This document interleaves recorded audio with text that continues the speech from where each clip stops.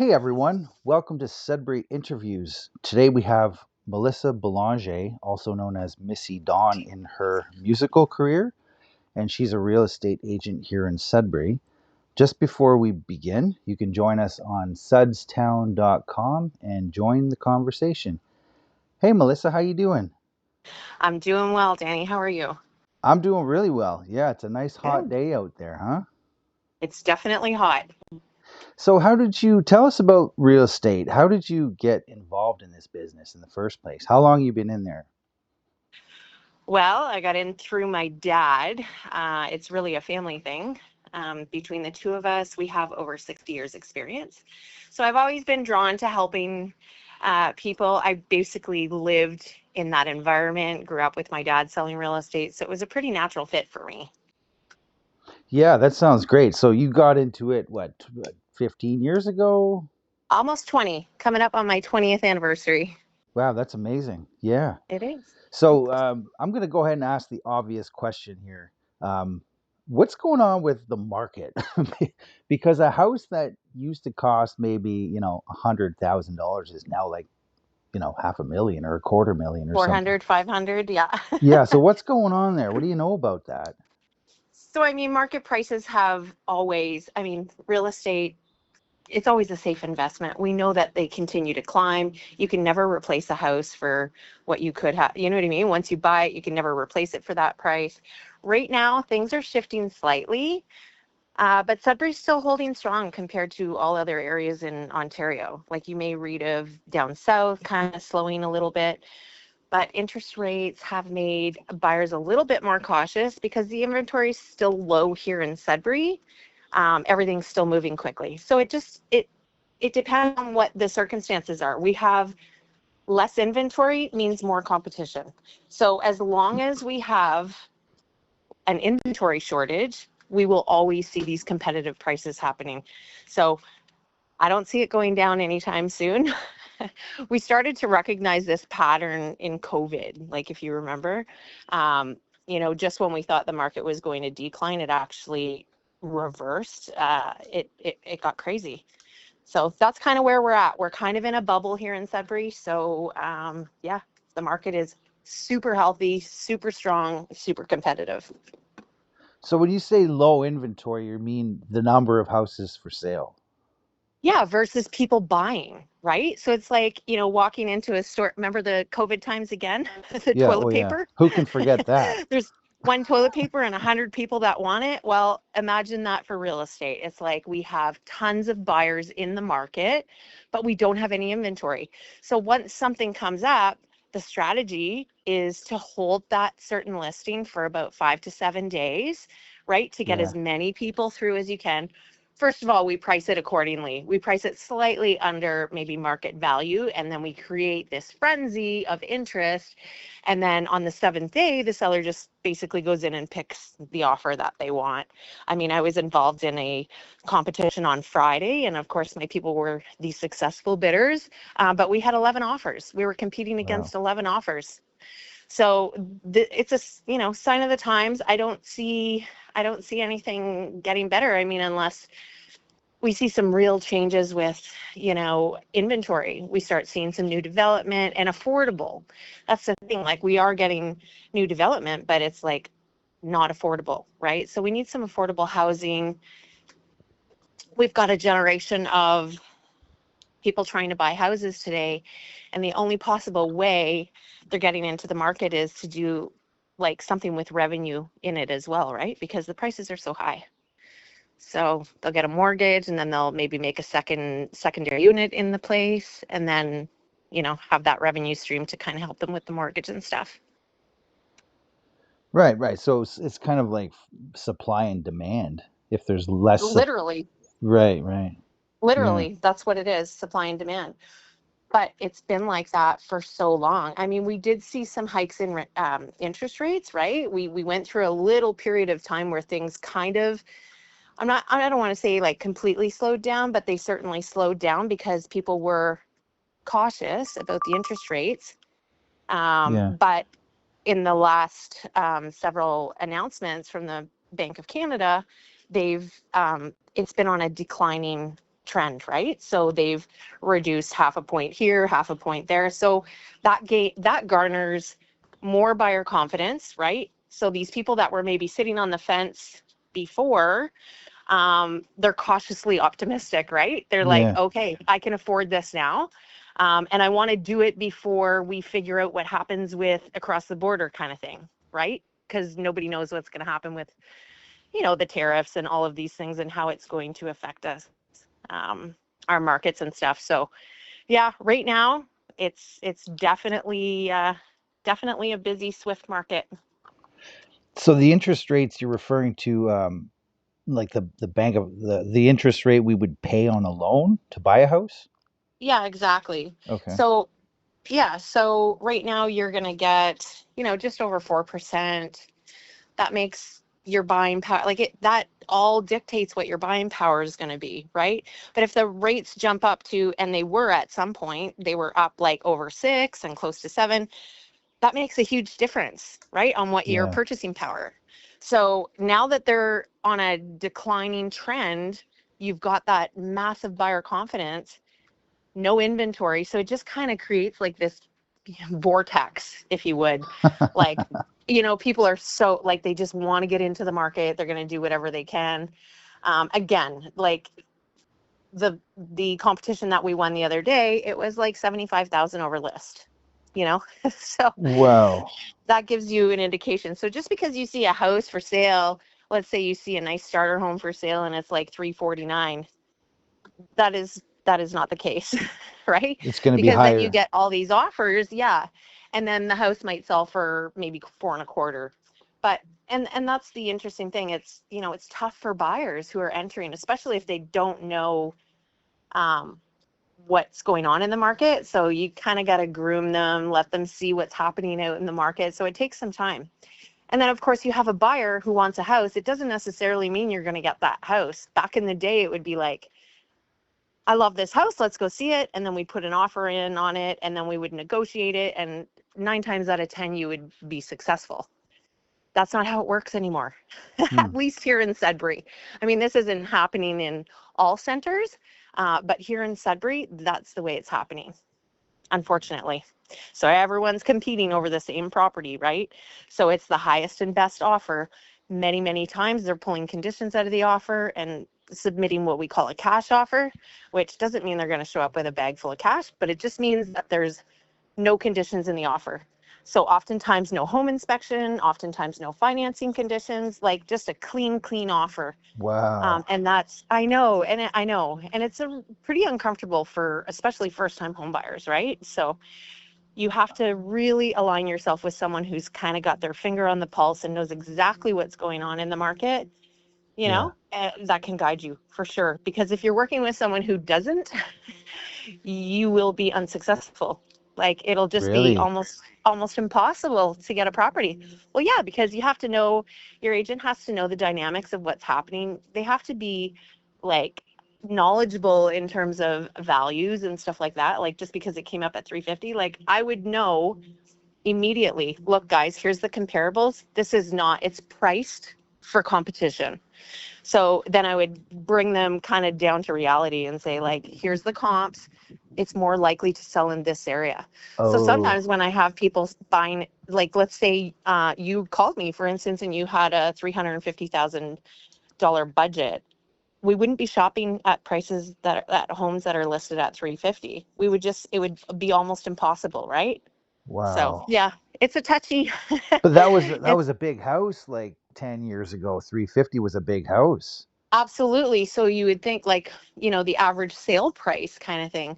I mean, I remember when it very clearly when it used to be 350, 400,000. And I mean, it's not, it's well over 500,000 in our market. And that's just like a normal house, right? Like a 3 bedroom brick bungalow, typical home. So yeah, it's uh it's a tough market for sure.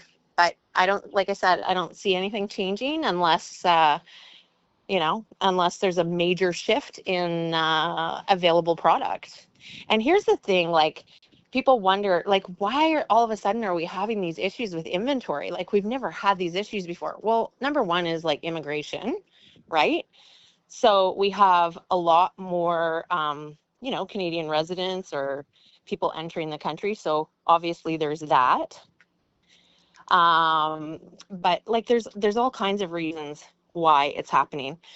My biggest thing that I'm seeing, like the biggest indicator is, remember when like baby boomers, right? Like the baby boomer generation, they should be kind of getting out of their Yeah. houses now, right? Yeah. So Yeah. and making room for the next generation to come in. But here's the thing, Danny, nobody, no seniors can afford, there's even the affordability in terms of apartment renting or um, live-in situations, right? Like an old age home or something like that. They're completely unaffordable. So a lot of times I'll go in because the family's thinking, right? Mom can't look after the house anymore. The maintenance is just too much for her. Blah, blah, blah, blah, blah. I mean, I'll go in, give her an opinion of value, but then we start looking at, okay, where are we going to put you? That you're Mm, going to be happy, you're going to be safe, you're going to be this, you're going to be that. And then when we sit down and we do the numbers, mm. 9 times out of 10, I'm suggesting to mom and the family that she stay in her home and we get her the support she needs, Wow. right? Because it's much cheaper for mom to stay in her home when she's like, mortgage free or close to mortgage free. Listen, we'll get someone in to do the driveway. We'll get someone in to cut the grass Yeah. and, And it's still but coming in cheaper than her going to another place. absolutely like astronomically cheaper, right? So, Wow. and mom still gets to stay in her home. But what does that do on the flip side? We don't have the inventory. Yeah. Right. I And I gotcha. mean, yeah. So, I mean, if I'm telling the truth and I'm being as transparent as possible, I would never recommend for mom to do that, right? Like, Yeah. it's like, mom, you're better off staying here in your home. So that Yeah. creates a huge inventory problem for sure. And you have like you want to sell houses. That's what you do. So Of you're giving course. them advice to not sell their house Absolutely. I because you're a mean, good but person and you're honest. that's part and parcel, right? Like I have to look at it like, what would I do if it was my grandmother, or what would I do if it was my parents? I mean, Yeah. I've had this discussion even with my own dad. It just doesn't make any sense right now. It just doesn't make any sense right now. And you pull that equity and you go into like assisted living or whatever. We don't know how many years you have left. We don't even know if the equity in your home is going to pay for those because it's so astronomically expensive. Like you're talking like some places are $4,000 and $5,000 a month. It's Wow. insane. So yeah, you got to use your judgment. I mean, sometimes in some cases, of course, I'm not saying it doesn't happen, but usually when I'm going out to do something like that, like an opinion of value or give them, I'm usually telling them to hang tight and stay in their house. Um, Hmm. and it comes back full 10, right? The family will always call me when the time comes. And I think that they appreciate the honesty, right? Of course. Yeah. So it always works out for the best. Yeah, as far as I'm concerned, like you could look at me like a 5-year-old with real. I don't know much or anything about it, but it sounds like we need more houses built that are not mansions and huge houses that normal people can afford. No, we need affordable housing, period. Yeah, yeah, And then we also need some legislation changes in terms of landlord and tenant, right? Like we also need some heavy, heavy legislation changes because even rents are unaffordable. So we need some intervention by the government. They need to understand that this has become a huge, huge problem for Canadians. yeah. And the next generation is never going to be able to get into the market, really, the way it's going, you know? I mean, back in the day, I take my own children, for instance, back in the day, like you were making $30 an hour, $40 an hour. Listen, that was a good wage, right? You could afford a house, you could do all of these things. And I see kids struggling today that like they just can't do it. And they've got good jobs. But when it's all said and done and it comes down to affordability and the prices of homes and stuff like that, like I said, a lot of times what we're doing is getting them into a unit where they can make a secondary unit and then have that extra rental income kind of thing. There's an initial cost to it, of course, to make the secondary unit, but eventually it helps with the mortgage, right? So at least they have some rental income coming in and it can help with the property taxes and the mortgage and all of these costs associated. So Okay, so let's move towards the neighbor. I've had this question for a long time, and I'm grateful to be able to ask somebody who knows. But let's say you have your house, and in the backyard is bushes for 40 years. You live in the bushes are behind your house, and then all of a sudden, a developer buys that property, puts in a big building back there, so all your privacy and bushes are gone. What does Yeah, that do to your property value? Does that affect it? of course. Yeah, it does. Yeah, because So, that's happening a lot in Sudbury. I'm seeing it everywhere. of course, because we have a lot of undeveloped land, right? We have a lot of undeveloped land that the developers are getting their hands on. And of course, we need to create these neighborhoods. We need to create these subdivisions. So, I mean, I've been dealing with this for a very long time because, of course, I used to be a listing agent for a developer and stuff. And this has happened multiple times where we come into neighborhoods. And at first, you get a lot of pushback from the neighbors and stuff, right? Because maybe the view is gone or whatever. They don't want that much activity in the neighborhood. I mean, usually, as sad as it is, it doesn't, I mean, the developer is going to go through with it. Now, in terms of affecting the property value, one of two things could happen. I mean, it could affect it negative. There could be a negative impact. Highly unlikely. Typically, when a new subdivision comes in, it boosts the value. Okay. So people have this misconception of like, oh my God, my view is gone, blah, blah, blah. Now my house is worth nothing. No, because we're putting new development in there and this new development is Hmm. likely going to take off, right? Yeah. Um, absolutely it like increases your property value. So it's kind of like a people are really scared about that at first, but it actually is the opposite of that. It increases your value. Now you might not be happy because your view's gone and stuff like that, but I mean, neighborhoods have a huge impact. It's not even just the bush or whatever, it's things like schools and parks and future developments and all of these things. If a new building goes up in your backyard and you lose that view, who's it going to hurt the most? It's mostly your personal, you know what I mean? Like, yes, your view is gone, blah, blah, blah, but you don't have to worry about, typically, you will not have to worry about that. Now, I'm not saying there's not instances in other, well, all over the province, really, but imagine you're in Toronto or something, and then all of a sudden they're building like this skyline in front of your house kind of thing. you know, that would, that, like, that does happen. Trust me. Homes that have been there for a very long time, and then all of a sudden they're putting like a high rise apartment building in front, and you've lost, let's say, your view to the harbor or whatever, right? Like, so Yeah. things do happen. Typically, the new build will increase the property value, though. I would say like a safe bet is, I would say more often than not, it's positive for the value of the home. I mean, personally, it sucks, right? Because Yeah. you may have lived there and enjoyed your property and your views for many years. But in terms of value, just hang on because your property is about to like skyrocket. Well, like increase in value. So, To be yeah, laughing all the way to the bank then. you could be like we've seen some really, small starter homes or whatever, but because we put in a brand new subdivision in the back, now we have a park for children. We might have new walking trails that the developer put in. Like Yeah. all these things contribute to property value, right? So, That's really optimistic. I'm happy I asked you that question. That's great. right? There you go. So here's an easy one for you, but I don't know the answer to this. What's the difference between realtors, agents, and brokers? And whoever else is in the mix there.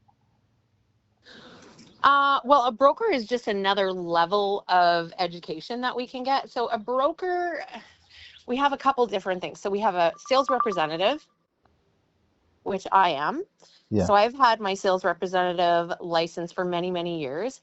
Personally, I've never felt the need to go and get my broker's license. It doesn't do me any good unless I was going to open my own brokerage Right. and then be responsible for other sales representatives underneath me, like underneath my umbrella, which would be a new brokerage or something. For me, it's just I've never really had the desire to do it. So yeah, a broker is, you can run your own brokerage kind of Right. thing. So that's Yeah. the legal part of it gets done by that person? No, we do everything. Like I Oh, do everything. It's just like, um, well, the legal, if you're looking at it this way, so they're kind of responsible. I mean, we're all independent contractors. Okay. So we're all self-employed. I'm employed by Coldwell Banker, Charles Marsh Real Estate. I've been there for my entire career. My broker and my broker of record. So a broker of record is like basically the branch owner okay, operator. okay, yeah, yeah. So that would be Doug Marsh in my case. So Doug Marsh is like somewhat responsible for my activities in real estate. Let's say if I did something or I breached something or, made a mistake or a costly mistake or a client came back and wanted to sue me or something, like it would, your broker then gets involved. So there are some liabilities and stuff. For me, I've never found any importance in that for me. I just want to be out there, work with people, sell real estate, and I have like no desire to open my own brokerage. I want to be responsible for myself, number one, right? Yeah. And yeah, it's just never really been a desire for me. And then, of course, my dad, too. I mean, he's been in the business for 50 years, never held a broker's license, never felt the need to. Right. So it's just another level of education. It's just like, if you have a certificate and then you go and get another certificate kind of thing, that's what that is. Okay, so what about the realtors and is that the same thing as what you're doing? Realtor is a sales representative. Yeah. So that's what I explained. So you can either Right. go by real estate salesperson or Okay, okay. realtor, real estate agent, sales representative, all the same. All the That kind of same. falls under the same umbrella. So there's basically realtor, broker, and then a broker of record is the one who owns the brokerage. Some people can hold their broker's license and not manage an office too. They just want the next level of education. Maybe just because they want that designation beside their name. You know what I mean? Yeah, Like, yeah. yeah, and you can do that. Who knows, maybe one day I will get my brokers, but I mean, 20 years in the game and I haven't needed it yet, so likely not. Unless something changes with legislation too, right? Like that could always happen too. But All right. Well, yeah. that's excellent. Thank you. I will leave you with this last question here, and this is an easy one too. But you know those little boxes when you're showing houses? They got the keys in them, or the something like that. Like, Yeah. how does everybody have access to that? How does that work? Okay, so that's called a lockbox. And they've been around since the like existence of property showing. Fun fact, our market doesn't have too many of them, but when you go further down south, they have these new things called sentry boxes, and they're actually like they only allow certain people in them at a certain time. We don't use them here. We use your old school, like old fashioned lock boxes. And yeah, so it holds the keys to the property and it can only be accessed by licensed realtors, right? And then Oh, if they okay. have the sentry boxes, then there's like a secure app that they use in order to like open it. Let's say my showing is between 4 and 5. Well, between 4 and 5, you've got a special code and stuff and you can get in only between those hours. But we don't Oh, we don't right. use them here. We use just a typical combination type lockbox. So what happens is you call me, Danny, and you want to go see a property.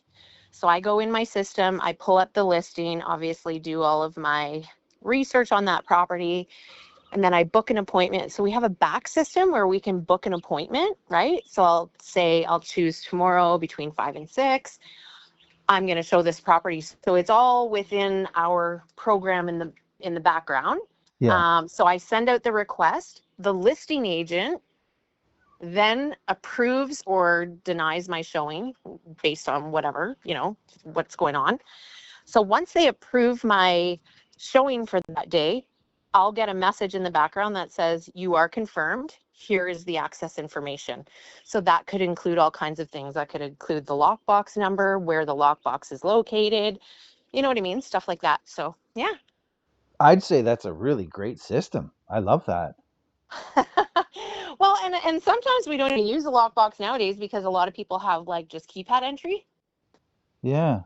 right? So like just on their door handle, so they'll just give us the code kind of thing, and then once the house sells, they can change the code kind of thing. But That's the whole lockbox system. Yeah. Wow, that's great. Whoever invented that, like that's smart, really. Like, because then they don't have to show up and bring you the key, and you don't got to meet each other, right? Yeah, it's funny that you mentioned that because, like, I remember, like, okay, I'm sure I said it's been going on for generations and generations, but I do remember a time where my dad used to have jars of keys at the house. So Really? I would have to, like, sit down and talk to him about that because I do remember that, like, with all, those little white tags with the silver. So there would just be all these keys around. So I imagine that there was a day where they would have to go and pick up the key and do all that because, and I'm sure my dad lost a few of those keys because we had tons of them at home. The pre-lockbox days. Yeah, pre-lockbox days. I mean, there's a lot of things that I remember from when he was, I mean, I remember him handwriting offers too for hours and hours and hours at the dining room table. I mean, now we're totally electronic, right? Wow, Yeah. that's amazing. Carbon copy offers. I'm telling you. And right while he's doing that, his beeper's going off. There's some real old school lingo for you. The pager. Beeper, pager, the pager, yeah. You know what's funny? Fun fact though. So when I first got into the business, I had a pager. Pager. People.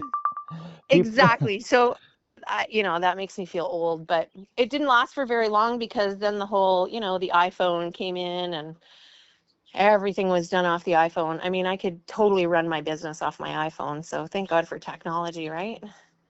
That's beautiful. Yeah. Well, Melissa, I really appreciate this talk. It was great, and I want to thank you Awesome. again for your experience and your expertise, and for being a good citizen. I mean, you're an honest, straight shooter, and that's what I think the world needs more of.